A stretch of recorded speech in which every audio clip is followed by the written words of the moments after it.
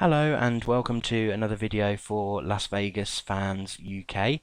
Today I'm going to be talking about TripAdvisor, a website I'm sure many of you use frequently. But this video is for those of you who are either new to the website or would like to be able to use it more efficiently to find out things to do, where to stay, etc. etc. So the first thing we're going to do is we're going to find the Las Vegas page. Now there's lots of ways that you can do this. I'm going to do it by searching up here.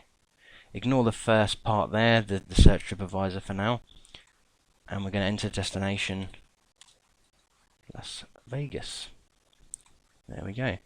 And if you leave that first part blank and just search that, you'll get the main page for Las Vegas, which is probably the place we want to be, really. It might even be an idea, if you wanted to bookmark this page, and then you can always refer straight back to it if you need to. I'm going to go ahead and assume that the first thing you're going to be doing is booking accommodation.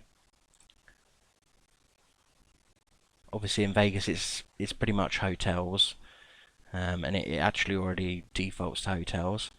And when you come onto this page, generally speaking, it will be sorted by best value. We want this one, traveler ranked. And then you should see something like this. You'll get a sponsored listing at the top, which you can pretty much ignore because that's just where the hotel's paid to be higher up on TripAdvisor. We're looking for this part here. Number 1 of 262 hotels in Las Vegas. So it should go 1, 2, and so on and so forth. If it's not like that, click on traveler ranked until that appears.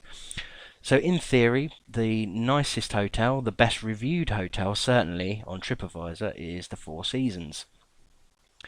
That's fantastic. It might be out of some people's price range, but if you can afford to stay there, in theory, you've got the best hotel in Las Vegas. Never been fortunate enough to stay there myself, so I can't quite comment, but there we go, one day maybe. And then as we scroll down, we can see Mandarin Oriental's number 3, Encore, the Win is number 4, the Win is number 5. So you're going to start, as we go down, you'll start to see some hotels that you're more familiar with, beg your pardon. So you've got the Venetian there, the Vdara I know is very popular at the moment, Signature, a lot of people will have stayed there, Aria, Cosmopolitan, Cromwell, which is one of these up-and-coming hotels. Let's try and find one there. Let's go for the Bellagio because everyone's familiar with the Bellagio. So we'll just go in here and have a little look around. That'll open in another tab. So you can see you've got all the hotel information here at the top. Go to the website if you want to have a look a bit further, you know, a bit more specifically about what they offer or what their amenities are, etc., etc. In this top section here, you'll see photos. Now, I normally look at the traveller photos because the hotels will obviously post photos of their own. However, obviously they're using a professional photographer, soft lighting, best time of the day, etc., etc. If you look at the traveller photos, they're ones just taken by people like you and me, so they'll be a little bit more honest about what the rooms actually look like, give you a bit more of a realistic expectation, shall we say. So as we scroll down, there's lots and lots of information to be gleaned from this. You can obviously go to the reviews, photos, Q&A. We've got some information, star rating there. You can click on this for a map of whereabouts it's located. Now, over here you've got the review section. Now 4.5 out of 5 is very, very good. You can see from the amount of reviews they've had as well. So with 11,332 reviews, I think they've got a good average there. It's not like they've had 10 reviews, 8 people have said it's brilliant and 2 people have said it's awful. They've had a hell of a lot of reviews. And as you can see, I tend to group it like this. You've got average, poor and terrible. Now, if you add those together, you've got 11, you've got 13%. So 87% of people that go there think it's either very good or, in the most case, excellent. Now, to me, that is a recommendation. That is a recommendation right there. So if I'm looking on Last Minute or Expedia or whatever website is that you're looking on, you see the hotel pop up, come on TripAdvisor. If I see that ratio of reviews from excellent to terrible, that is a recommendation to me. That is almost the same as someone saying I've stayed there and I think it's really good.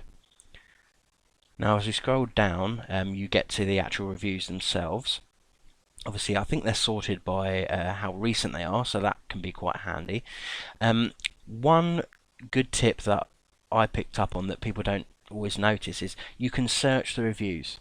So if there's something in particular that you're wanting to know about that hotel, say for example you love swimming and you want to know about the pools. Now obviously in this search reviews you can type in pool and it will find all the reviews that have mentioned the pool. So rather than have to go through every single recommendation, every single review, just to see if one of them said, oh, the pool's nice, you can actually search the reviews, type your whatever you want to search for there, and then it will filter out the ones that are relevant. And you can obviously get an idea of whatever it is, the specific thing that you want to know about. So that's actually a really useful tool. That applies to all the different categories. It's not just hotels, you can do it in restaurants and entertainment and things as well. That just applies in general, that searching for reviews. So hopefully that's of some use to you. Now if you want to go back to that main page, you can just click on this section up here, and that's going to take you back to the ranking.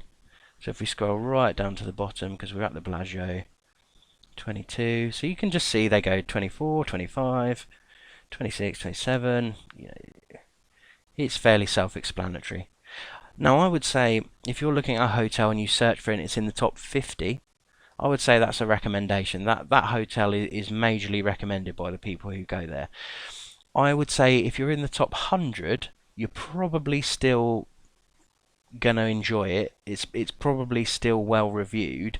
There just might be one or two things that mean it doesn't score quite so highly. So that would probably be when I'd go in and actually have a look at the reviews and see if there's a reason why it doesn't score quite so highly. Sometimes it can just be because the hotel isn't that nice, just the most simple explanation. But equally it can be things like, it's a 10-minute walk from the Strip, which does not bother everyone. It bothers some people, but it does not bother everyone.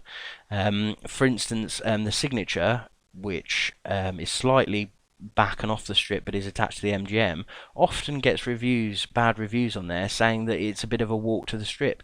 Now I don't consider that a bit of a walk to the Strip. It's not that far and there's lots of stuff to see and do on the way. But some people do say it's not bang on the Strip. So there's an example of why that may not score quite as highly as one or two of the other hotels. That's just to give you an idea anyway.